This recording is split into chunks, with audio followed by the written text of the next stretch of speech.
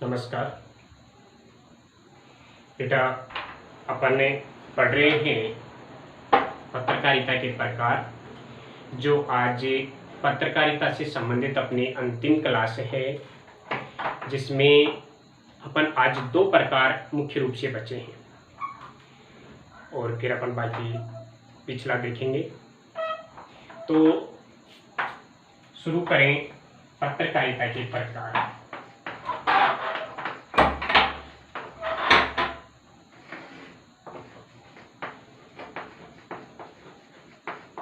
पत्रकारिता के थोड़ा बड़ा पाठ था, जिसके कारण वीडियो काफ़ी बन गए हैं। इस पाठ से आपने अभी तक पत्रकारिता के 6 प्रकार पढ़ लिए। 7वां प्रकार आता है पेज 3 पत्रकारिता। 3 पत्रकारिता।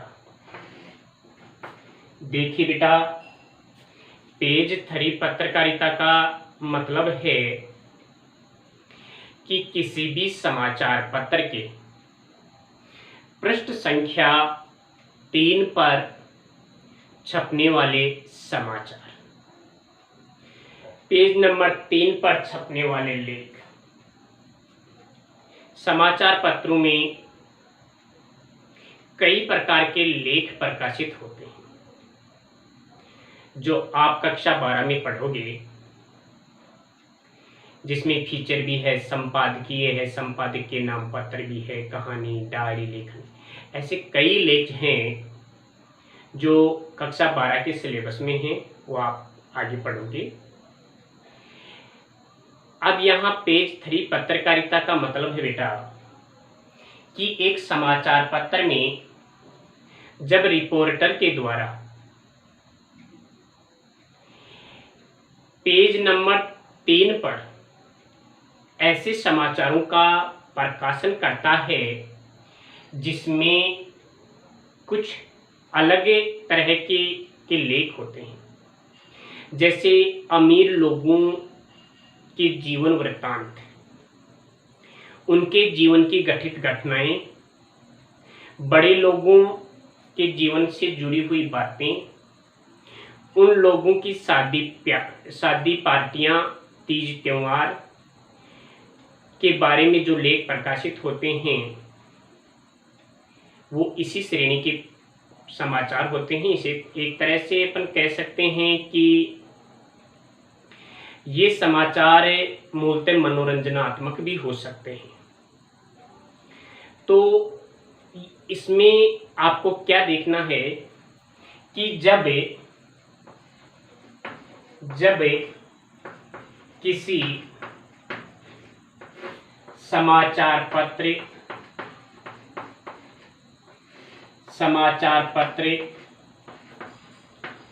के रिपोर्टर के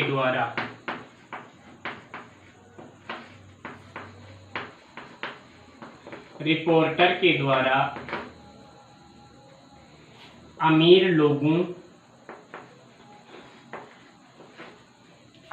लोगों यानी बड़े लोग की शादी पार्टियों,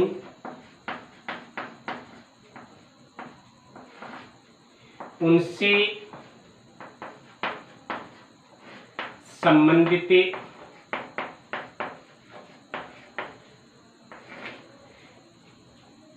महफिलों यानी मनोरंजनात्मक घटनाएं इत्यादि का वर्णन करते हुए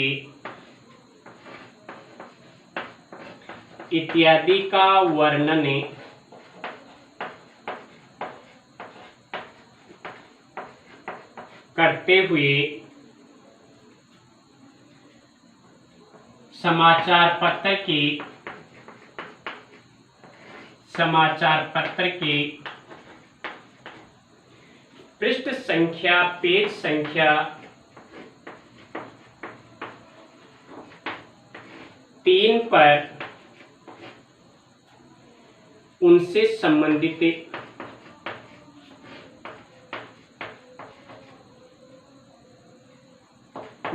संबंधित खबरों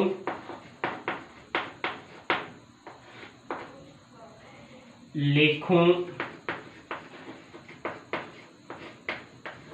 का प्रकाशन किया जाता है। प्रकाशन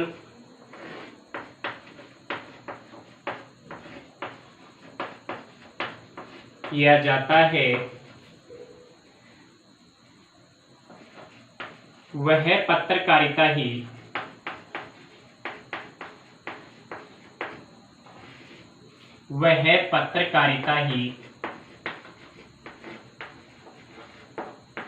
पेज 3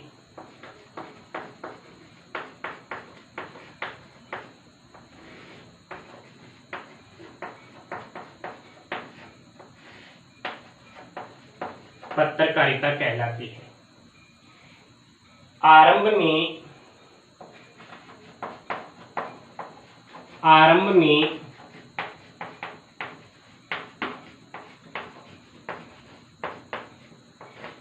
इस प्रकार के लेख समाचार पत्र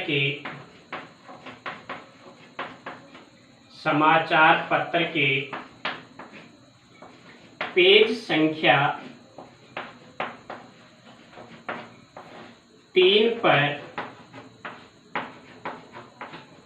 प्रकाशित होते थे।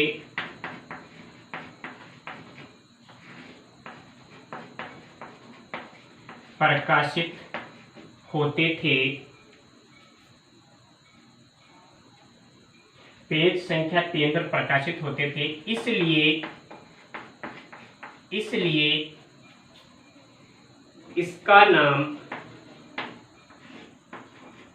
इसका नाम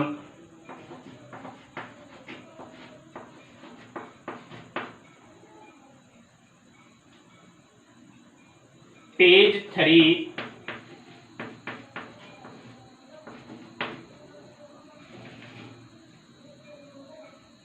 पत्रकारिता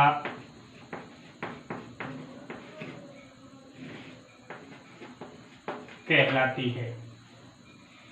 तो देखिए बेटा, इसमें क्या है कि पेज 3 पत्रकारिता यानी जब किसी समाचार पत्र के रिपोर्टर के द्वारा अमीर लोगों की शादी पार्टियों या उनसे संबंधित महफिलों इत्यादि का वर्णन करते हुए समाचार पत्र के पेज संख्या 3 पर उनसे संबंधित खबरों या लेखों का प्रकाशन किया जाता है, वह पेज 3 पत्रकारिता कहलाती है।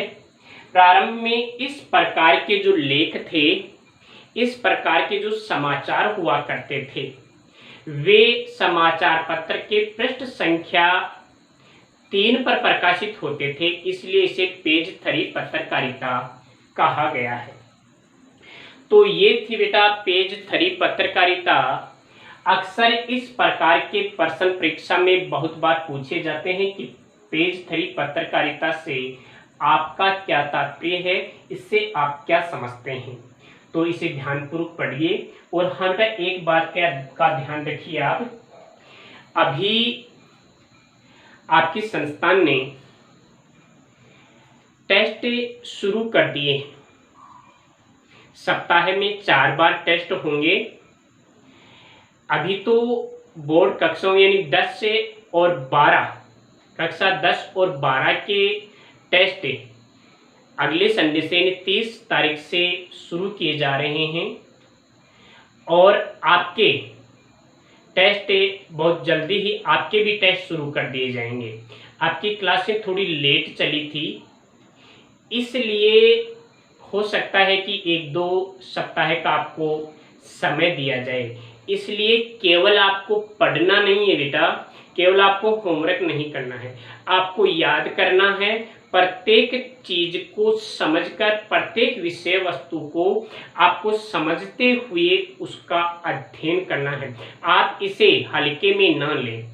हो सकता है कि आगे आने वाले 7-8 तारीख को जो संडे पड़ेगा, 6-7 तारीख को, उसी संडे को आपका टेस्ट शुरू हो जाए, हो सकता है अगले से हो जाए। तो जो भी चीज़ आप पढ़ते हैं उसे ध्यानपूर्वक उसका अध्ययन करें, उसका मनन करें। अगला जो पत्रकारिता का प्रकार आता है वह है इंटरनेट पत्रकारिता। बेटा आप समझते हैं कि आज का युग इंटरनेट का युग है, आज का युग विज्ञान का युग है। आप जिस माध्यम से अभी पढ़ रहे हो वह माध्यम इंटरनेट ही है। इंटरनेट पत्रकारिता क्या है बेटा? 8वां जो प्रकार है वो है इंटरनेट पत्रकारिता। इंटरनेट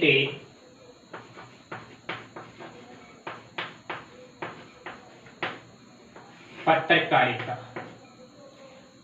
हाँ बेटा, ध्यान दीजिए कि इसमें क्या होता है कि जब भी कोई पत्रकार, जब एक रिपोर्टर अखबार, टेलीविज़न, रेडियो इत्यादि संसाधनों को छोड़कर, संचार के इत्यादि माध्यमों को छोड़कर केवल और केवल इंटरनेट के माध्यम से ही समाचारों का, विचारों का आदान प्रदान करता है, तो वह इंटरनेट पत्रकारिता कहलाती है। आज के युग में इस प्रकार की पत्रकारिता का बहुत प्रचलन हो चुका है। यहाँ अपन देखें बेटा कि इंटरनेट पत्रकारिता में सबसे बड़ा जो भाग है वह आता है कंप्यूटर और अपने जो टेलीफोन होता है उसका। यानी कि जब कंप्यूटर से जोड़ करके सूचनाओं का आदान प्रदान किया जाता है तो इंटरनेट पत्रकारिता कहलाती है। इसमें आपको पढ़ना है कि जब किसी रिपोर्टर के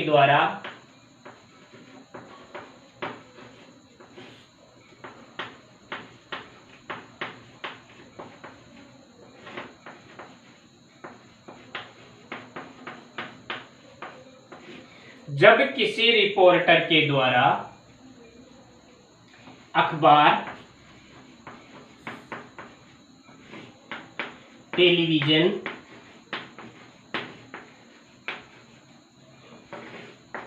रेडियो इत्यादि संचार माध्यमों को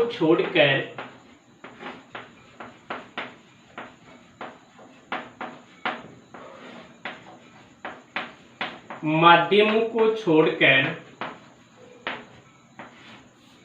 केवल इंटरनेट पर ही समाचारों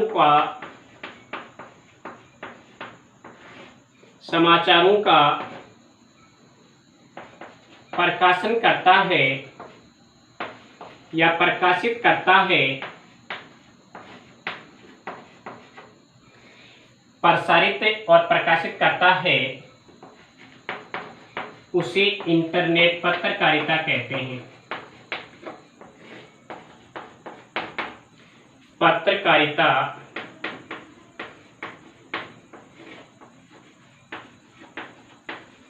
कहते हैं, उसे इंटरनेट पत्रकारिता कहते हैं, प्रसारित करता है। देखिए बेटा, भारत में इस प्रकार की पत्रकारिता अभी धीरे धीरे बढ़ रही है। इस प्रकार की पत्रकारिता का प्रचलन धीरे धीरे बढ़ता जा रहा है। तो आज भारत में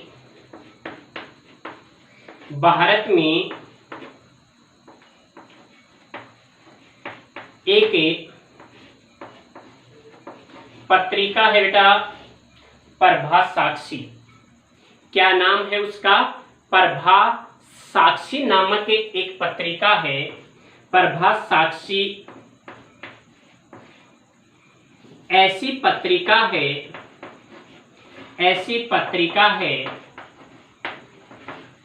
जिसका प्रकाशन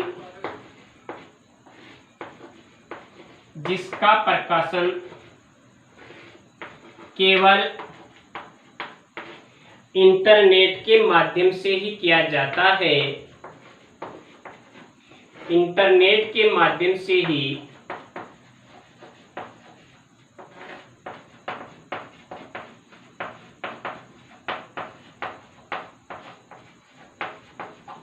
होता है, मुद्रित माध्यम से नहीं, मुद्रित रूप में नहीं। ये हिंदी पत्रिका है बेटा, हो सकता है अंग्रेजी पत्रकारिता या अन्य जो भाषाओं में प्रकाशित होने वाली जो पत्रिकाएं हैं वो और भी हैं जिनका इंटरनेट पर प्रकाशन। वैसे बहुत सी ऐसी हिंदी पत्रिकाएं भी हैं जो इंटरनेट पर प्रकाशित होती, लेकिन ये जो प्रभा साक्षी पत्रिका है, यह पत्रिका तो केवल और केवल कहाँ प्रकाशित होती है, केवल इंटरनेट पर ही होती है। अन्य बाकी आप देखोगे तो सारी पत्रिकाएं ही इंटरनेट पर प्रकाशित होती हैं। भाई जो अपनी राजस्थान पत्रिका है वो भी इंटरनेट पर आती है, आप कभी भी क्लिक करके कोई से क्षेत्र की भी पत्रिका को आप प्राप्त कर सकते हैं, चाहे दैनिक भास्कर हो, अमर ज्योति हो, इंडिया टुडे हो, न्यूज टुडे हो, कोई भी पत्रिका क्यों नहीं। यहां देखिए बेटा, इस प्रकार की जो पत्रकारिता है इसका प्रचलन विश्व स्तर पर देखें अपन तो बहुत पहले से चला आ रहा है। आपको मैंने इंटरनेट संचार माध्यम में पहले पढ़ा भी दिया, उसकी भी आप सहायता ले सकते हैं। तो एक बार अपन चर्चा कर लें कि अभी विश्व स्तर पर तो इस प्रकार की पत्रकारिता का तीसरा दौर चल रहा है। ये तो अगर अपन चर्चा करें तो विश्व में तो यह 1982 ईस्वी से ही 1982 ईस्वी से दौर इसका शुरू हो गया था, जबकि भारत में थोड़ा सा 10 वर्ष बाद में इस प्रकार की पत्रकारिता का प्रचलन हुआ था। और विश्व स्तर पर तो अनेक ऐसी वेबसाइटें हैं जिन पर पत्रिकाओं को पढ़ा जाता है। भारत में जो तहलका.com है, उस तहलका.com के माध्यम से अपन इस प्रकार की पत्रिकाओं का अध्ययन करते हैं, इस प्रकार की पत्रिकाओं को पढ़ते हैं। तो ये बेटा जी 8 प्रकार हो गए पत्रकारिता के, जिसमें आपने देखा है कि कौन कौन सी जो प्रकार हैं, इनमें आप देख रहे हैं। पहला है खोजपरक पत्रकारिता, जिसमें आपने पढ़ा था कि कोई भी सार्वजनिक क्षेत्र का कोई कार्य होता है और उसमें होने वाली जो अनियमितताएं होती हैं, उन अनियमितताओं को जब एक रिपोर्टर के द्वारा फॉलो किया जाता है, लोगों को बताया जाता है कि इसमें इस प्रकार की कमी रह गई, यह आपका काम था और इसमें इन लोगों के द्वारा ये कमी रखी गई है। दूसरा था विशेषीकृत पत्रकारिता, यानी एक रिपोर्टर के द्वारा, एक पत्रकार के द्वारा विभिन्न 7 क्षेत्रों से जुड़े हुए जो समाचार प्रकाशित किए जाते हैं, विशेषीकृत पत्रकारिता कहलाती है। तीसरा है वॉचडॉग पत्रकारिता, यानी एक वॉचमैन की तरह से निगरानी रखते हुए सरकारी कार्यों में होने वाली अनियमितता को लोगों के सामने प्रकट करता है, वो वॉचडॉग पत्रकारिता कहलाती है।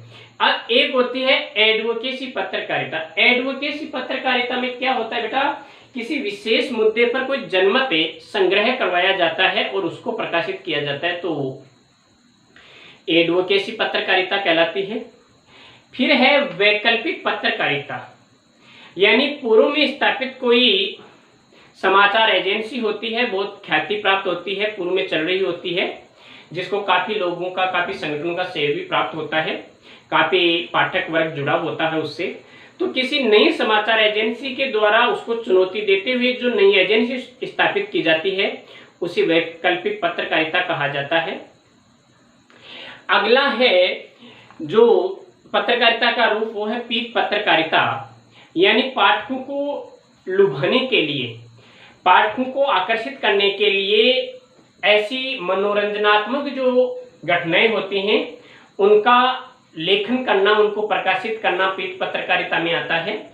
फिर है पेज 3 पत्रकारिता, यानी समाचार पत्र के पृष्ठ संख्या 3 पर प्रकाशित होने वाले जो समाचार हैं वो पेज 3 पत्रकारिता का रूप माना जाता है। और अगला है इंटरनेट पत्रकारिता, जिसको आप पढ़ रहे हैं कि यानी जब किसी रिपोर्टर या पत्रकार के द्वारा केवल इंटरनेट पर ही समाचारों का आदान प्रदान किया जाता है तो वो इंटरनेट पत्रकारिता कहलाता है। तो आपका पत्रकारिता के विविध आयाम वाला अध्याय पूरा हो गया। अब अपन तीसरा अध्याय लेंगे जो आपके सिलेबस में है, डायरी लेखन, यानी सृजनात्मक जो लेखन होते हैं वो लेंगे, वो कल की क्लास में देखेंगे। धन्यवाद।